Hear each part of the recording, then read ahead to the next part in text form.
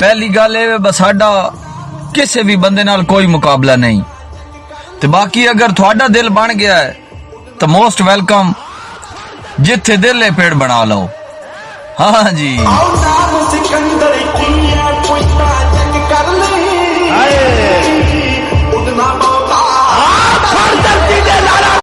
पहली गल है बस साडा किसी भी बंदे नाल कोई मुकाबला नहीं ते बाकी अगर थोड़ा दिल बन गया है तो मोस्ट वेलकम जिथे दिल है पेड़ बना लो। हाँ जी